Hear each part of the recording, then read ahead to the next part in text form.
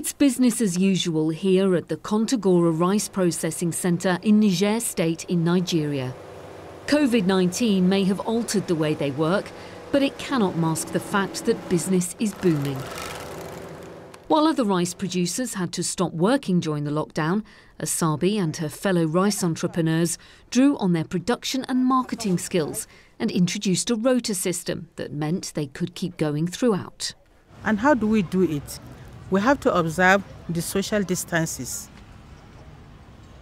So we worked in shifts, while others work in the morning, others in the evening. So we've not been out of production since the COVID-19. Instead, we work more harder because the demand is so high.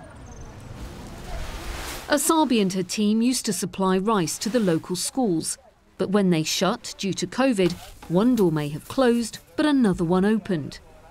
Closed international borders meant that the market was no longer flooded with cheap imported rice. The result is the price of their rice has gone up over 40%. But a decade ago, it was a very different story for Asabe. She used to be a civil servant, but after her husband fell sick, they couldn't afford to pay the bills or feed her family. She began processing rice on her kitchen floor, but it's only since joining the Tudunwada cooperative 4 years ago that things improved dramatically. Set up with financial support from the Nigerian government and the UN agency IFAD, the International Fund for Agricultural Development, the Value Chain Development Programme has given them training in marketing and finance and access to this rice processing centre.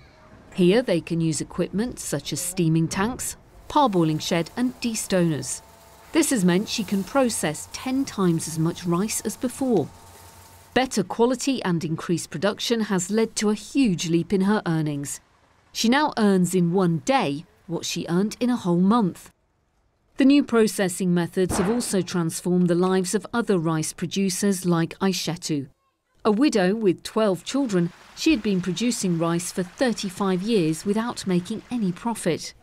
Lokacin na ba mi jajeli na mi tete ji for the bounty na ibi olu oda iche kun ye kun tu ko gbako ye kafa igadu ya kuda ju ko gbako ju ko gbako ka bo ya kunjo to ka mi ti mo de kyan wa be gile sati ni odubu yesho.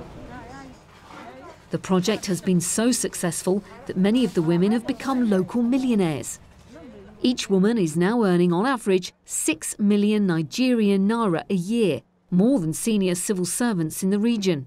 They're able to send their children to school and buy homes and cars. The women's resilience and continued productivity during COVID has also earned them a good reputation and new buyers in the local markets. I've been buying it for less than a year. The rice is, the quality is very, very good. The quality is okay. And the grains, they are well they're prepared, and it is very good for cooking. Their productivity not only benefited the market sellers, who can offer a better product, but also the farmers, who receive extra money for their crop. Now Asabe and her fellow entrepreneurs want other local women to share in their success and plan to build another small rice processing factory. My plan is to build that place for them. They are women. I went through what they were going through now, so I had that feeling. I'm thinking of how do I help them to come up with their problem. That is my mission.